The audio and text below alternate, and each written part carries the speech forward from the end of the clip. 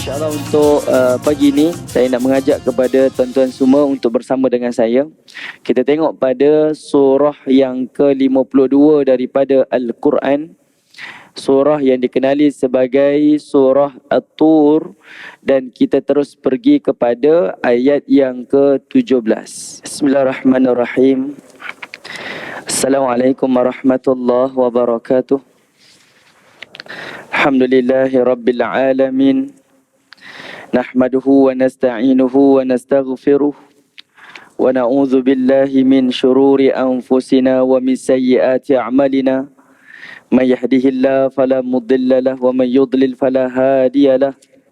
Asyhadu an la ilaha illallah wahdahu la syarika lahu wa asyhadu anna Muhammadan abduhu wa rasuluh.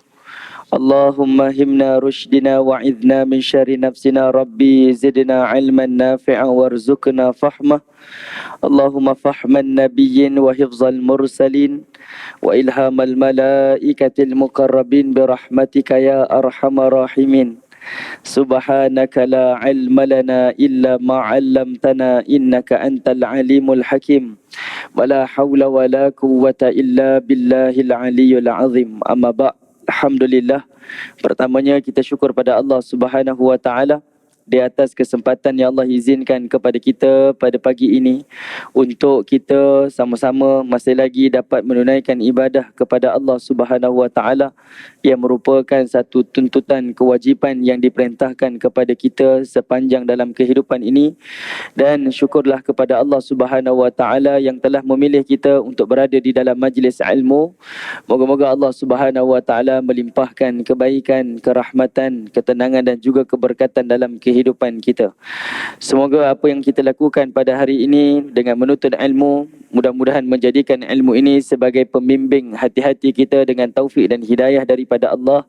Seterusnya menerangi jalan-jalan kehidupan dunia dengan cahaya ilmu, sehinggalah kita kembali kepada Allah di negeri akhirat nanti dalam keadaan Allah redha apa yang telah kita lakukan, dan Allah juga mengampuni dosa-dosa yang kita lakukan, insya-Allah. Amin ya rabbal alamin. Baik, tuan-tuan, perempuan, ibu-ibu, ayah-ayah yang dirahmati oleh Allah Subhanahu wa taala. InsyaAllah untuk pagi ini saya nak mengajak kepada tuan-tuan semua untuk bersama dengan saya. Kita tengok pada surah yang ke-52 daripada Al-Quran. Surah yang dikenali sebagai surah At-Tur, dan kita terus pergi kepada ayat yang ke-17. Surah yang ke-52 iaitu surah At-Tur, terus pergi kepada ayat yang ke-17. Baik. Pada ayat ni tuan-tuan, yang ini adalah Allah Subhanahu wa taala berbicara kepada kita berkaitan tentang sebahagian daripada nikmat-nikmat syurga Allah Subhanahu wa taala yang Allah akan berikan kepada setiap penghuni-penghuni syurga Allah di hari akhirat. Baik, pada ayat yang ke-17 ni tuan-tuan, Allah Subhanahu wa taala memulakan dengan perkataan innal muttaqina fi jannatin wa na'im. Kata Allah Subhanahu wa taala, sesungguhnya al-muttaqin, orang-orang yang bertakwa itu, fi jannatin, mereka akan ditempatkan di syurga Allah, wa na'im, dan mereka akan tenggelam di dalam kenikmatan. Perhatikan perkataan al-muttaqin. Allah Subhanahu wa taala mensifatkan penghuni syurga itu adalah sebagai orang yang bertakwa. Ini adalah sebagai satu gambaran kepada kita siapakah penghuni syurga Allah. Maka Allah Ta'ala membayangkan mereka itu adalah orang yang bertakwa. Siapa orang bertakwa tuan-tuan? Iaitu setiap tindak tanduk yang mereka lakukan, sama ada ucapan ataupun perbuatan, mereka akan mendahulukan kehendak-kehendak Allah, mendahulukan hukum hakam daripada Allah. Ini namanya takwa. Dan takwa juga seringkali kita ingatkan sebelum ni tuan-tuan, iaitu merujuk kepada mereka yang menjaga hubungannya dengan Allah. Apa yang Allah perintah mereka lakukan, Apa yang Allah larang mereka tinggalkan. Dan juga iaitu mereka yang menjaga hubungan sesama manusia. Hablum minallah wa hablum minan nas. Kerana apa tuan-tuan? Sebab dua perkara ni merupakan satu mujahadah. Melakukan apa yang Allah perintah dan meninggalkan apa yang Allah larang. Dengar macam mudah tuan-tuan, tapi pelaksanaannya sangat susah. Begitulah juga menjaga hubungan sesama manusia. Kita cakapnya elok, berakhlak mulia, tutur katanya dijaga. Namun boleh jadi tuan-tuan, mereka yang membalas cara kita, mereka mungkin acuh tak acuh dan sebagainya, maka itu adalah merupakan sebahagian daripada mujahadah. Namun orang yang menjaga hubungan dengan Allah dan menjaga hubungan dengan manusia, ganjarannya sangat berbaloi. Kerana apa? Allah Subhanahu Wa Taala akan masukkan mereka di dalam syurganya. Dan sesiapa yang dimasukkan ke dalam syurga Allah, wa na'im, mereka akan tenggelam di dalam kenikmatan. Ayat selepas inilah yang kita akan bincang tuan-tuan, apa nikmat yang Allah Ta'ala berikan kepada penghuni-penghuni syurga Allah. Baik, bermula daripada ayat 18 sampailah pada ayat yang ke-28, Allah Subhanahu Wa Taala berbicara berkaitan tentang nikmat-nikmat yang Allah sediakan di dalam syurga. Kenapa Allah Ta'ala sebut tuan-tuan? Sebab di dalam surah Yasin, Allah Ta'ala menyebutkan, Inna ashabal jannatil yawma fi syughlin fakihun. Sesungguhnya penghuni-penghuni syurga Allah di hari akhirat nanti, mereka dalam keadaan syughul, kata Allah. Syughul fakihun. Mereka dalam keadaan sibuk dengan kenikmatan. Sibuk dengan kegembiraan. Maksud sibuk dekat sini, iaitu mereka akan tenggelam di dalam kenikmatan-kenikmatan yang disediakan di dalam syurga Allah. Apa dia tuan-tuan? Perhatikan pada ayat yang ke-18 surah At-Tur. Tengok ayat berikutnya, ayat 18. Nikmat pertama yang Allah berikan kepada penghuni syurga, iaitu nikmat fakihina bima atahum rabbuhum. Nikmat yang pertama adalah nikmat fakihin. Nikmat fakihin, iaitu nikmat kesenangan, nikmat kegembiraan dan nikmat kenikmatan. Okey, perkataan fakih ini luas tuan-tuan. Dia boleh diterjemahkan sebagai bersenang-senang, boleh juga diterjemahkan sebagai bersukaria ataupun diterjemahkan sebagai kenikmatan. Dan dia adalah nikmat yang bertambah-tambah daripada masa ke semasa. Okey. Dan Allah Ta'ala menyebutkan bima atahum rabbuhum, dengan apa yang Allah berikan kepada mereka. Dalam bahasa lebih mudah tuan-tuan, perkataan fakihina bima atahum rabbuhum ni, nikmat pertama bagi penghuni syurga adalah nikmat pemilikan. Nikmat pemilikan. Artinya, penghuni syurga Allah masuk saja dalam syurga Allah, apa yang mereka lihat itu milik mereka. Apa yang mereka lihat itu milik mereka. Kalau di dunia tuan-tuan, hebat mana pun, seronok mana pun tuan-tuan, apa yang kita lihat bukan milik kita. Apa yang kita lihat boleh jadi milik kita, tetapi pinjaman daripada Allah. Namun di hari akhirat, apa yang kita lihat, apa yang kita rasai, semuanya milik kita. Ini ayat yang Allah Ta'ala sebut pada nikmat yang pertama.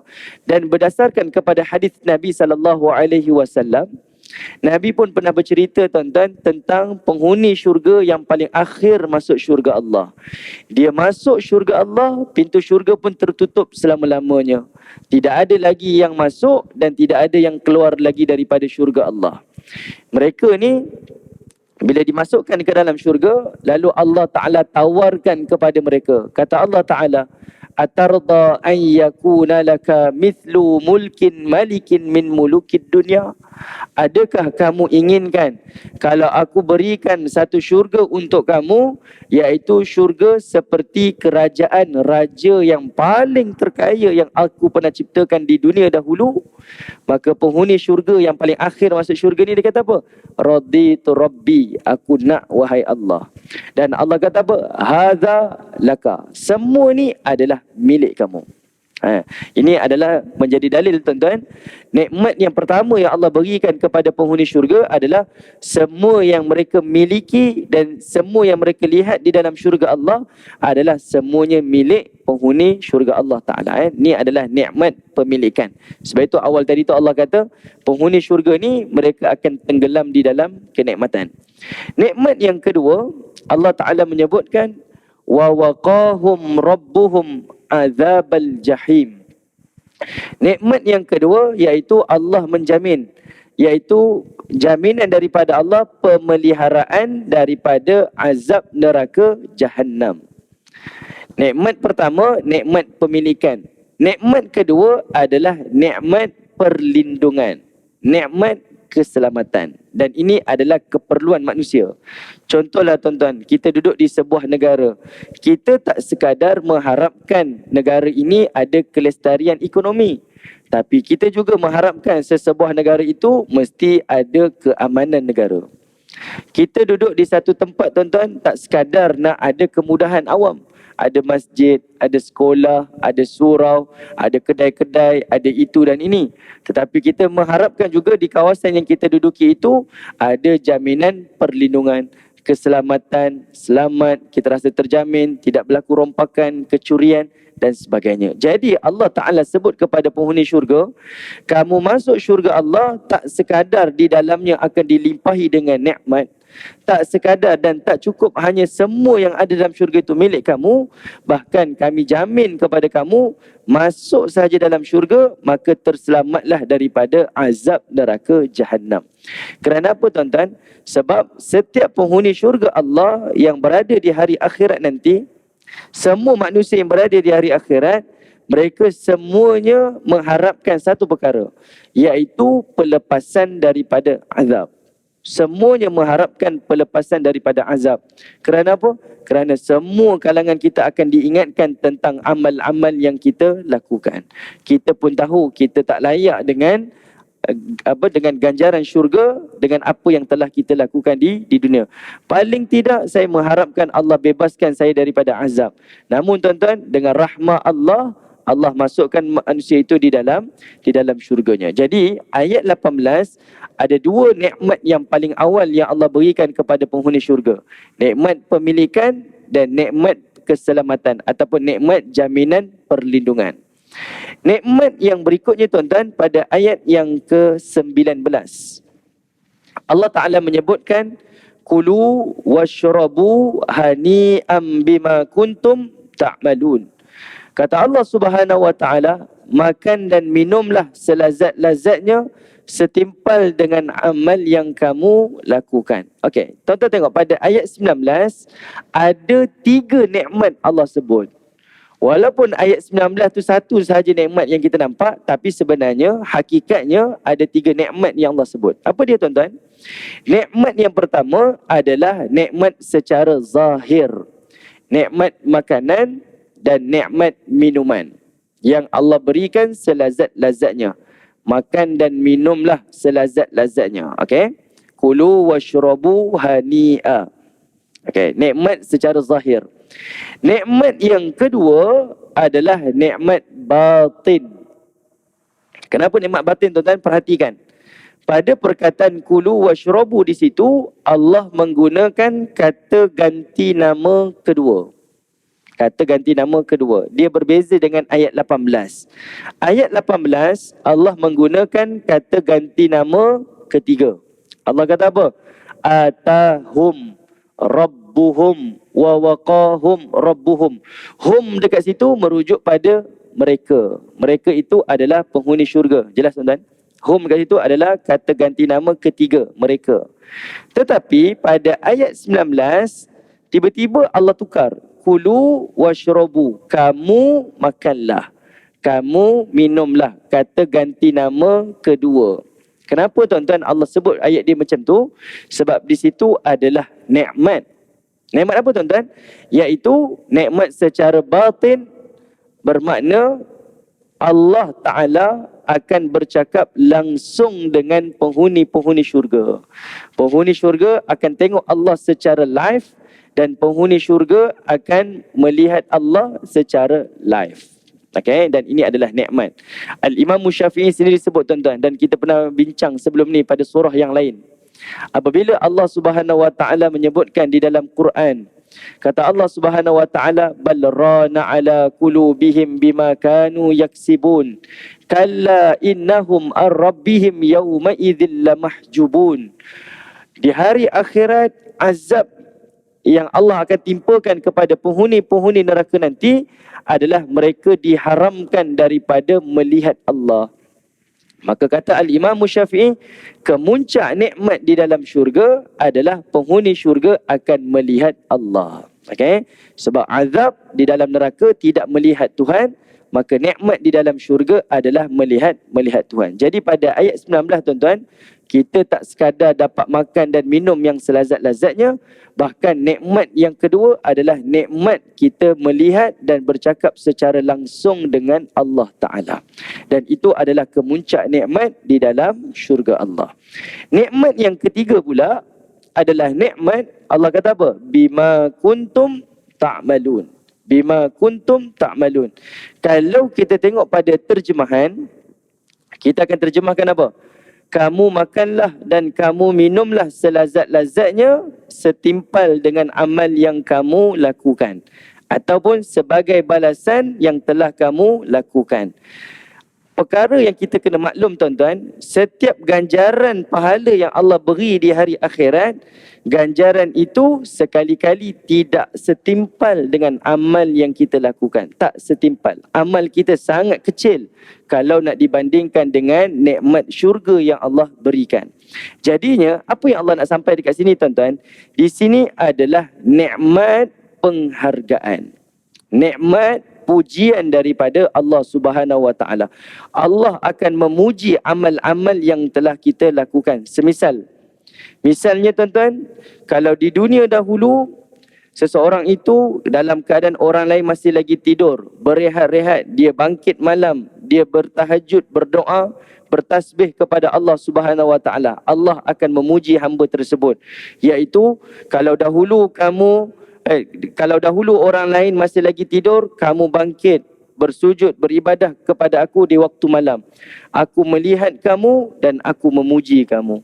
Kalau dahulu di dunia kamu diberikan kesempitan hidup, namun kamu tidak merintih dan meminta-minta kepada manusia, melainkan kamu meminta kepada aku. Aku mendengar dan aku melihat amal kamu, maka aku memuji kamu.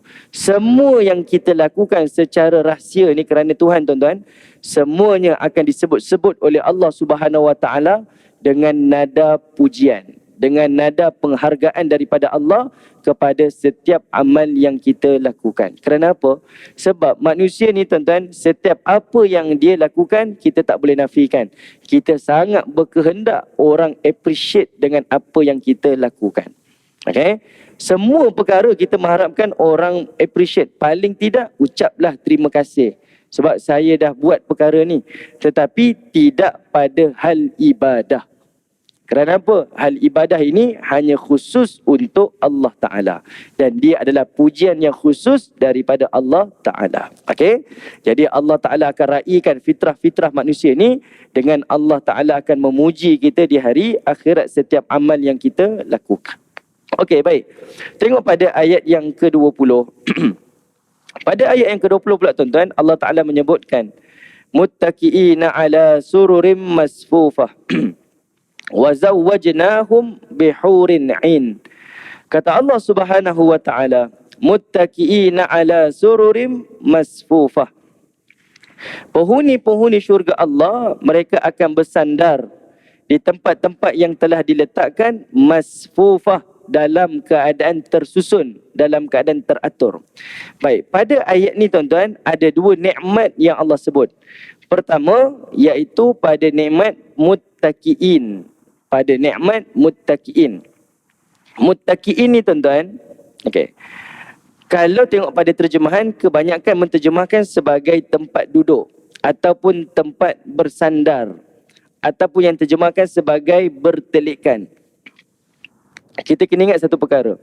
Kalau tempat duduk yang tegak macam saya duduk ni tuan-tuan, 90 darjah tempat sandarnya, maka kita panggil yang tempat duduk itu sebagai al-kursiyu, kerusi.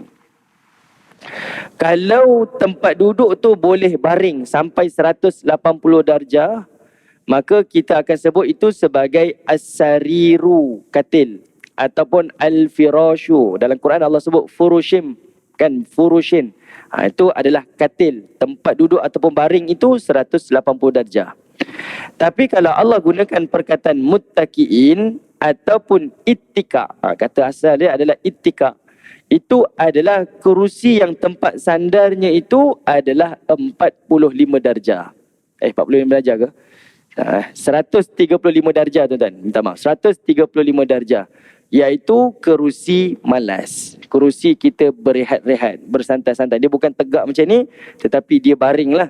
Separuh baring. Dia tak baring habis. Itu namanya ittika. Artinya, nikmat yang Allah sebut dekat sini adalah nikmat kerehatan. Kerana apa tuan-tuan? Sebab sifat penghuni syurga di dunia adalah orang yang bekerja keras. Kalau orang lain tidur, orang mukmin dia bangkit awal dengan dia bertahajud. Orang lain masih lagi tidur, orang mukmin dah bangkit awal untuk dia bersahur. Orang lain makan, dia berpuasa. Orang lain baru bangun tidur, dia dah keluar rumah untuk jaga solat subuh jamaah dia. Orang kerja, dia pun kerja. Orang balik kerja, dia masih lagi di masjid, jaga solat maghrib, solat isyak dan sebagainya. Orang lain cuti berehat di rumah tuan-tuan, dia masih lagi bangkit awal menjaga solat-solat jamaah dia. Okey. Jadi Allah nak bagi tahu, nikmat di dalam syurga adalah nikmat kerehatan. Okey? Allah bagi dah nikmat pemilikan, Allah bagi nikmat jaminan perlindungan, Allah bagi nikmat makan dan minum, Allah bagi nikmat bertemu Tuhan, Allah bagi nikmat pujian, Allah beri nikmat kerehatan. Lalu Allah tambah lagi, adanya masfufah. Masfufah. Masfufah ni dia datang daripada perkataan soft, lurus. Kalau tengok pada terjemahan, dia kata ini adalah tempat duduk, tempat bersandar yang teratur, yang tersusun.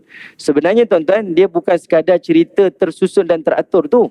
Bahkan kalau kita tengok pada pandangan daripada Abdullah bin Abbas, perkataan masfufah itu katanya di antara penghuni syurga mereka saling bertatapan. Seorang penghuni syurga dengan seorang penghuni syurga, mereka saling bertatapan, saling berpandangan. Itu menunjukkan kepada kita nikmat di sini adalah nikmat bersosial. Nikmat bersosial. Sebab apa?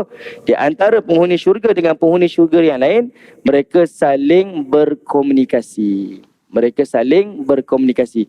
Dan kita tak boleh nafikan tuan-tuan, kalau semua benda ada, dekat rumah kita semua ada, swimming pool pun ada, makanan itu ada, makanan ni ada, manusia mesti nak keluar daripada rumah, dia mesti nak bergaul dengan masyarakat. Sebab fitrah manusia adalah hidup secara jamaah.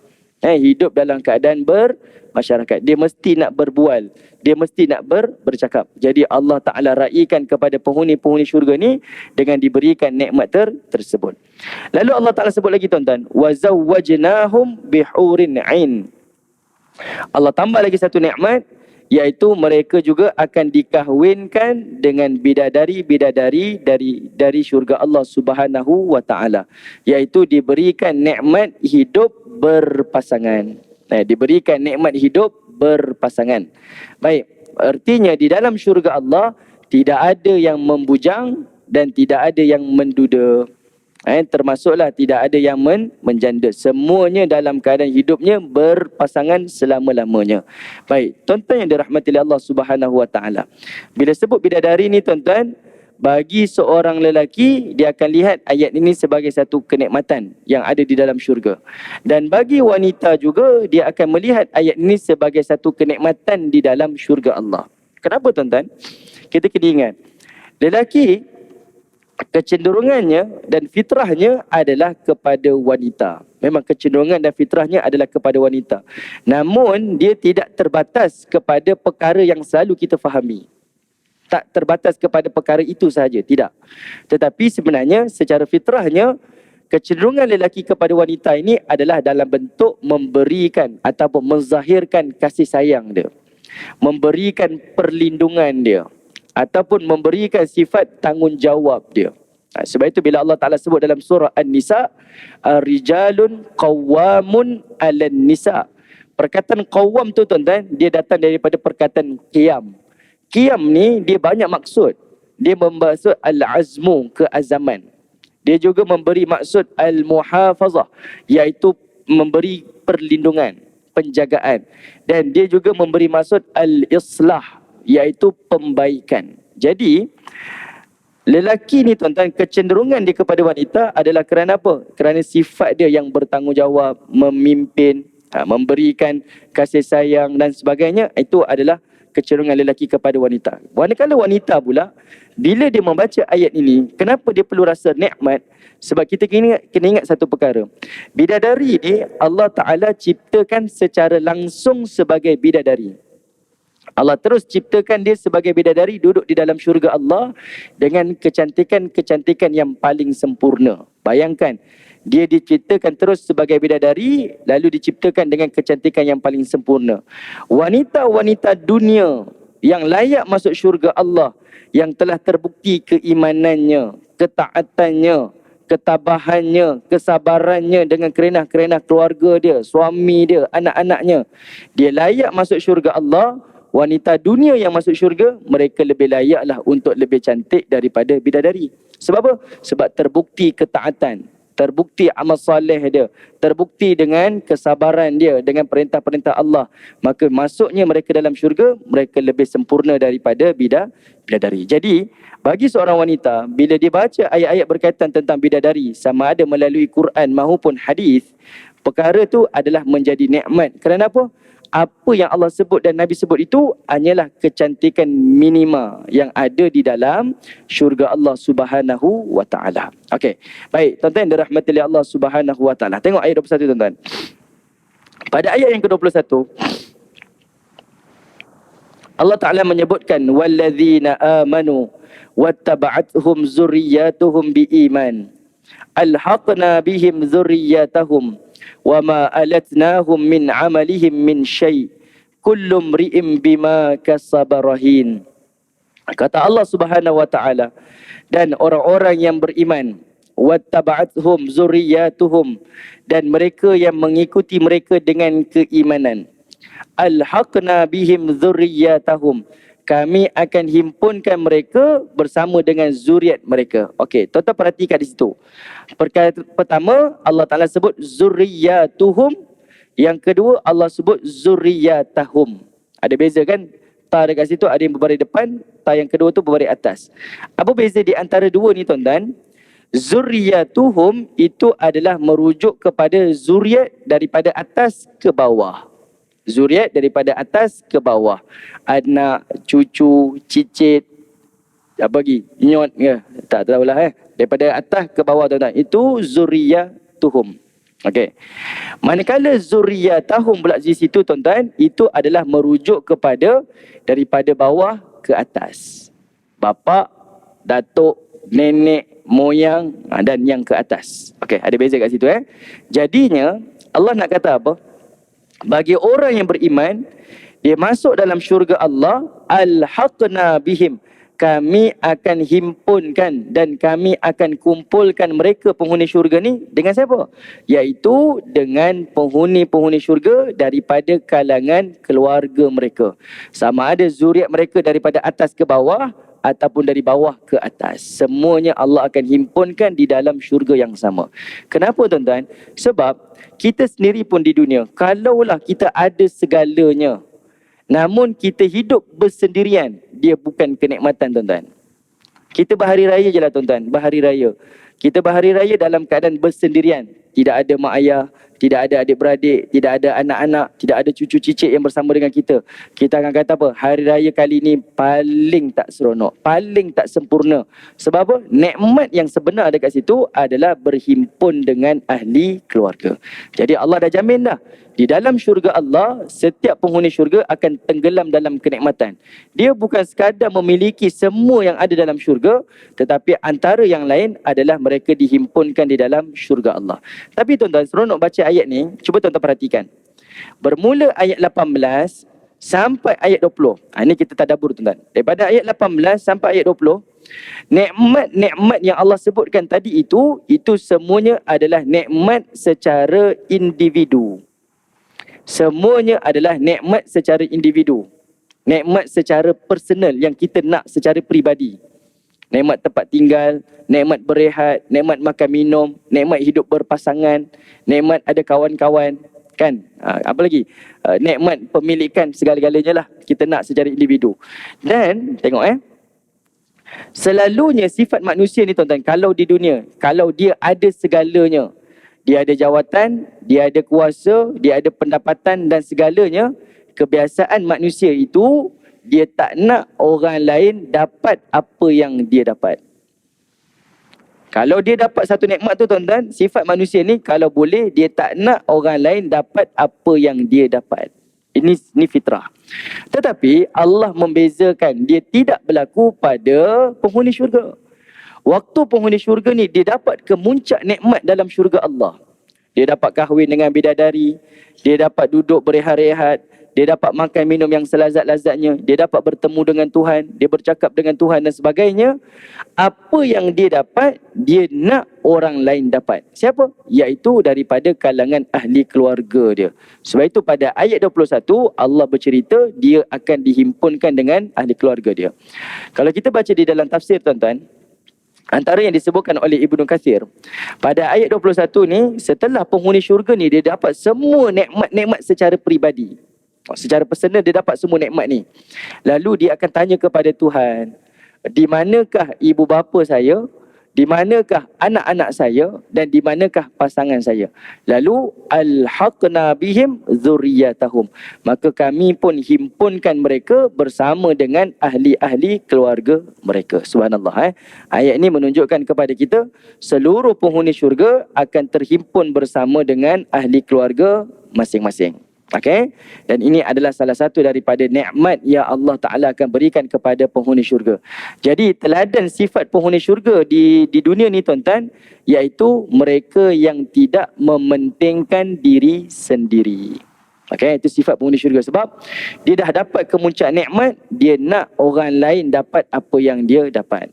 Kalau kita punya perangai tuan-tuan, apa yang kita dapat, kita tak nak orang lain dapat. Bahkan kita sanggup buat apa saja, yang penting jangan dia dapat. Sebab itu ada orang, makin dia berharta, makin zalim. Makin lagi dia berharta, dia makin jahat tuan-tuan. Makin lagi dia berharta, dia makin hasad dan sebagainya. Dan ini dia tak sekadar pada orang yang berharta sajalah, tetapi ia menjadi sifat kepada manusia. Apa yang dia dapat, dia tak nak orang lain dah dapat. Okey. Baik, tuan-tuan yang dirahmati Allah. Kemudian tuan-tuan, Allah sebut apa lagi? Wa ma alatnahum min amalihim min syai'.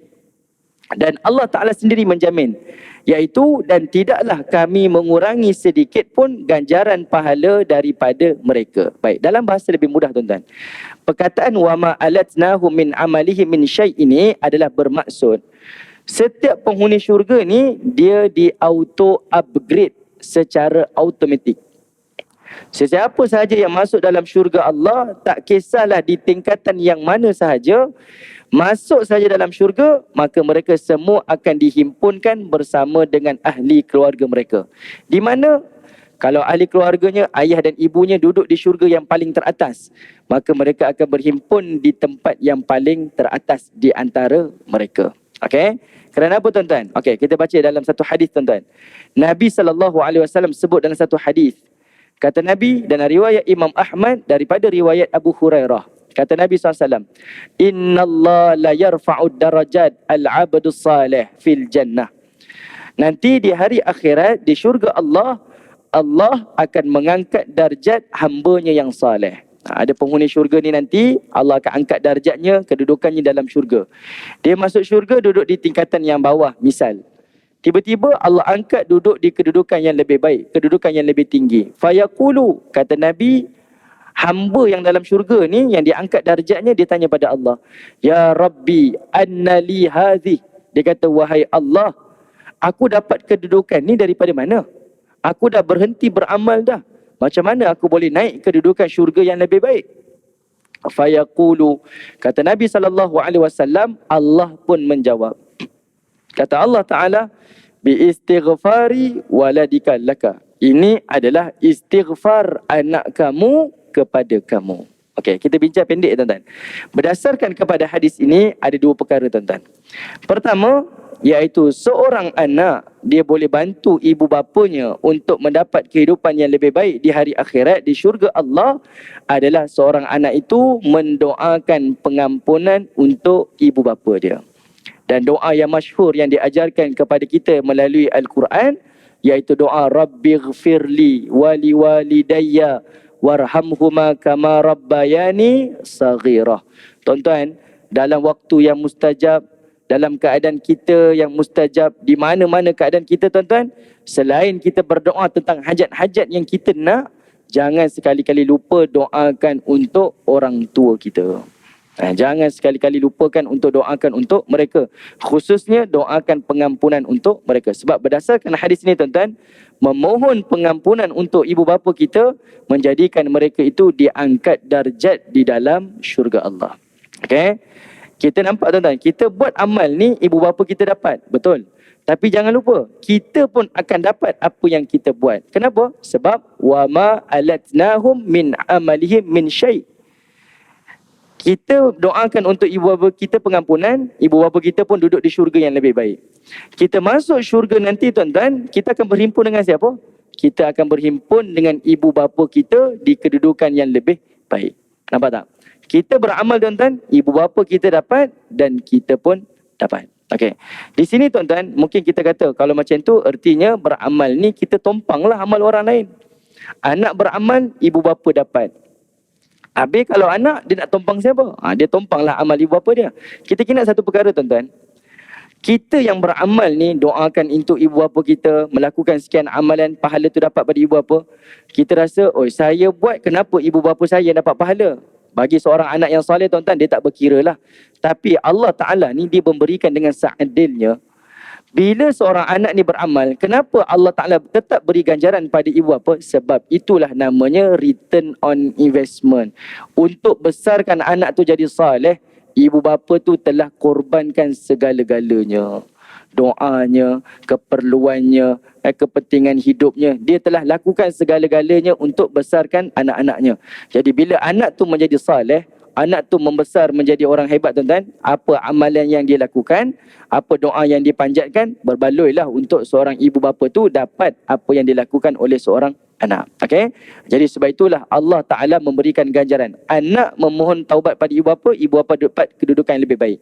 Anak masuk syurga Allah, dia akan naik kedudukannya menjadi kedudukan yang sama seperti ibu bapanya. Semuanya akan dihimpunkan di dalam syurga yang sama. Okey. Baik, kemudian tuan-tuan, Allah Ta'ala sebut apa lagi? Kullu mri'im bima kasaba rahin. Tetapi ada satu syarat. Ini syarat ni penting. Mungkin kita pun merasakan, kalau begitu, adakah anak-anak yang tak beramal juga akan dihimpunkan di dalam syurga bersama dengan ibu bapanya? Jawapannya adalah tidak sama sekali. Tidak. Kenapa tuan-tuan? Sebab pada ayat ini, kullu mri'im bima kasaba rahin, setiap manusia itu dia terikat dengan amal masing-masing. Ini menunjukkan kepada kita, setiap manusia dia bertanggungjawab pada diri sendiri. Masing-masing kena pastikan masing-masing memiliki tiket masuk ke dalam syurga terlebih dahulu. Okey, setiap kita mesti layak masuk syurga terlebih dahulu. Dah masuk dalam syurga Allah, barulah ada istilah auto upgrade ke dan sebagainya di dalam syurga Allah Subhanahu Wa Taala. Sebab itu pada ayat 21 Allah menggunakan perkataan rohin. Rohin, okey. Rohin ni tuan-tuan, kalau dalam bahasa kita selalu sebut ar-rahnu. Okey, iaitu adanya gadaian, gadaian di situ. Jadi seorang anak ataupun setiap manusia itu bertanggungjawab pada amal masing-masing. Pada ayat 21 ni tuan-tuan, kita boleh kata macam ni tuan-tuan. Kalau di dunia Allah memberikan hari raya kepada orang mukmin setahun 2 kali, namun di hari akhirat Allah memberikan hari raya kepada penghuni syurga adalah hari-hari. Kerana apa tuan-tuan? Sebab mereka akan berhimpun dengan keluarga mereka adalah sepanjang waktu di dalam syurga Allah. Kerana hari raya ni bagi saya lah, kalau orang tanya apakah itu hari raya, selalu orang sebut klise lah. Hari raya ni hari kemenangan kan. Sebenarnya tuan-tuan, hari raya ni adalah hari yang dilalui oleh orang mukmin dalam sehariannya tanpa maksiat. Itulah hari raya. Hari yang kita lalui tanpa maksiat tuan-tuan, itulah hari raya. Kalaulah kita bertemu dengan hari raya tuan-tuan, tapi subuh pun tak bangun, ibadah pun tak dijaga, buat pula maksiat, maka tidak adalah makna kepada hari raya. Hari raya adalah hari yang dilalui oleh orang mukmin tanpa maksiat. Dan yang kedua, hari raya itu artinya adalah hari kita berhimpun bersama dengan ahli keluarga kita. Dan itulah yang Allah Ta'ala akan berikan di dalam syurganya di hari akhirat. Okey. Baik, tuan-tuan yang dirahmati Allah Subhanahu Wa Ta'ala. Sikit tuan-tuan, saya minta maaf. Ambil masa sikit je. Kalau tuan-tuan tengok daripada ayat 22 sampailah ayat yang ke-28 tuan-tuan, pada ayat ini Allah Subhanahu Wa Ta'ala menyebutkan, kalau di dunia setelah kita berhimpun dengan keluarga kita, kebiasaannya apa yang kita buat? Selalunya dua perkara lah. Pertama, kita akan makan-makan. Yang kedua, kita akan borak-borak lah. Jadi dua perkara ni Allah akan berikan di dalam syurga. Dan dua perkara itulah yang Allah sebut bermula ayat 22 sampai ayat yang ke-28. Okey, daripada ayat 22 sampai ayat 28 Allah Ta'ala bercerita tentang nikmat tersebut. Waktu kita bersama dengan ahli keluarga kita di dalam syurga nanti, saya nak buat apa? Allah pun sebut, wa amnadnahum bifakihatin wa lahmim mimma yashtahun. Pertama Allah sebut perkataan amdadnahum. Kami akan menambah-nambah. Kami akan melipat gandakan. Bifakihatin, adanya buah-buahan. Dalam bahasa Arab tuan-tuan, buah-buahan kita sebut sebagai fawakih. Tetapi di dalam syurga Allah, buah-buahan disebut sebagai fakihah. Perkataan ini dia sama dengan perkataan pada ayat 18 yang Allah sebut sebagai fakihin. Kenapa buah-buahan disebut sebagai fakihah? Sama dengan perkataan fakihin ayat 18 tu, bersenang-senang, kenikmatan, keseronokan. Sebab buah-buahan di dunia dia membekalkan vitamin. Buah-buahan di dunia membekalkan zat. Kita makan buah ni, kita sihatlah, sekian-sekian penyakit dan sembuh. Tetapi di dalam syurga Allah, buah-buahan yang kita makan, dia tak menambahkan sihat. Tetapi dia menambahkan lagi keseronokan dan kenikmatan. Kerana dalam syurga nanti perfect dah. Tidak ada yang sakit, tidak ada yang lemah. Semuanya adalah sihat belaka. Jadi tak perlu tambah lagi kesihatan. Yang perlu ditambah adalah kenikmatan-kenikmatan. Yang akan ditambah lagi adalah keseronokan dan kesenangan. Okay? Di dunia makan buah jadi sihat. Kita logik boleh terima. Di syurga Allah, makan buah tambah seronok. Makan buah bertambah lagi kenikmatan. Itu yang Allah Ta'ala maksudkan. Dan juga di dalam syurga nanti adanya walahmim mimma yashtahun. Dan adanya daging yang mereka syahwatkan. Okey. Ayat ni tuan-tuan tak sekadar nak kata dalam syurga nanti ada daging-daging yang khusus, ada daging-daging yang istimewa. Tetapi kita kena maklum satu perkara, sengaja disebutkan daging di sini sebab daging ni adalah sesuatu yang renyah lah untuk disediakan. Nak dapatkan satu daging tuan-tuan, kena kita sembelih seekor haiwan dulu. Dah disembelih tuan-tuan, nak dimasak perlu direbus dahulu. Dah direbus pula tuan-tuan, barulah dimasak, lalu dihidangkan, lalu dimakan. Kita faham di dalam syurga Allah, apa yang kita syahwatkan, Allah sebut syahwat dekat situ, apa yang kita inginkan. Manusia sentiasa menginginkan daging yang paling terbaik, daging yang paling mahal. Apa yang paling terbaik dan paling mahal, sudah tentulah yang paling sukar untuk didapati. Okey, kalau daging yang biasa-biasa, yang murah-murah pun tuan-tuan, renyah untuk disediakan, apatah lagi daging yang mahal-mahal lah, yang disyahwatkan. Jadi pada ayat ni tuan-tuan, dia tak sekadar bercerita tentang daging, tetapi dia bercerita tentang servis yang disediakan dalam syurga itu adalah terlalu pantas. Daging ni, saya sebut tadi, renyah untuk disediakan. Tapi dalam syurga, kamu mintalah daging yang kamu inginkan, semuanya sampai dihidangkan kepada kamu serta merta. Dalam bahasa mudah tuan-tuan, fast delivery lah. Sebab apa? Kalau di dunia, pergilah mana-mana restoran yang 7 star ke, 5 star ke, makanan sedap mana pun, tapi kalau servisnya lambat, kita tetap kata, tak bagus lah. Tetap kita kata, oh tempat ni memang tak best. Sebab apa? Servis lambat. Makanan sedap, tempat cantik, tapi servis lambat. Dalam syurga Allah Subhanahu Wa Ta'ala, Allah Ta'ala jaga sampai ke tahap tersebut. Dari sudut makanannya, dari sudut hidangannya, termasuklah dari sudut dia disediakan dalam kadar yang sangat cepat. Okey. Ayat 23 pula, yatanaza'una fiha ka'sal la laghwun fiha wala ta'thima. Okey, kita berhenti ayat ni tuan-tuan. Allah Taala kata apa? Yatanaza'un. Yatanaza'un ada dua maksud. Pertama, mereka saling berebut. Okey, mereka saling berebut ka'san, iaitu piala-piala yang ada di dalam syurga Allah. Yang kedua, yatanaza'un, iaitu mereka saling menghulurkan. Apa maksud yatanaza'un tuan-tuan? Iaitu ini ayat bercerita tentang minuman yang ada di dalam syurga. Ka'san adalah piala tuan-tuan. Ka'san ni adalah piala. Dalam syurga Allah ada 3 jenis gelas. Ada disebut al-akwab, ada disebut sebagai abarik ataupun ibrik. Akwab tadi kub, dan juga yang ketiga adalah ka'san. 3 gelas ni adalah 3 hidangan yang tak sama. Ka'san adalah gelas yang khusus untuk diletakkan khamar. Okey, gelas yang khusus untuk diletakkan khamar. Jadinya penghuni-penghuni syurga Allah Taala ni mereka akan saling berebut-rebut khamar ni. Kenapa tuan-tuan? Sebab perkataan yatanaza'un tu, berebut di situ adalah menunjukkan isyarat mereka bersenda gurau. Mereka bersenda gurau. Kita sendiri tuan-tuan, makan bersendirian dengan makan ramai-ramai bersama keluarga, yang mana lebih seronok tuan-tuan? Sudah tentulah makan bersama dengan keluarga. Yang tak pernah habis makan, bila berhimpun dengan keluarga, habis makan. Kalau makan bersendirian, nak habiskan pun susah, lambat. Kita rasa kenyang sangat. Tapi bila kita makan bersama dengan keluarga, tak sedar kita makan bertambah-tambah. Sebab apa? Seronok. Ada perhubungan, pergaulan dan gurauan di antara tempoh tersebut. Jadi Allah Ta'ala sebut mereka saling menghulurkan, saling bergurau senda tentang gelas-gelas yang akan diberikan sesama mereka. Dan gelas itu sengaja Allah sebut adanya khamar. Kerana apa?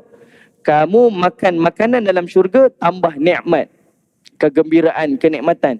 Kamu minum air dalam syurga Allah, iaitu khamar daripada ka'san ni, nanti akan bertambah mood kamu. Sebab salah satu daripada manfaat khamar ni tuan-tuan, dia membina mood seseorang. Dia dalam keadaan down, dia minum khamar, naik mood dia balik. Cuma di dunia ni, khamar yang dia sediakan sampai menyebabkan manusia tu hilang pertimbangan, hilang rasional. Dalam syurga Allah, dia tambah mood, tambah lagi semangat seseorang. Tapi kata Allah apa? La laghwun fiha. Minuman tu tak sama dengan dunia. Sebab tidak ada ucapan yang sia-sia daripadanya. Wala ta'thim. Dan juga minuman itu tidak akan ada ucapan dosa. Maksudnya dia minum, dia tidak akan hilang pertimbangan. Dia tetap masih lagi dalam keadaan rasional. Dan dia tidak melakukan perkara-perkara di luar kawalan diri mereka sendiri. Cuma Allah Ta'ala sebut ayat 22-23 ni adalah kenikmatan dari sudut makanan dan minuman yang dihidangkan ketika bertemu dengan keluarga dalam keadaan mereka bergembira di dalam syurga Allah Subhanahu wa Ta'ala. Okey? Baik tuan-tuan yang dirahmati Allah, kita berhenti dekat sini. Insya-Allah ada kesempatan yang akan datang kita akan sambung pada ayat yang berikutnya. Wallahu taala a'lam. Assalamualaikum warahmatullahi wabarakatuh.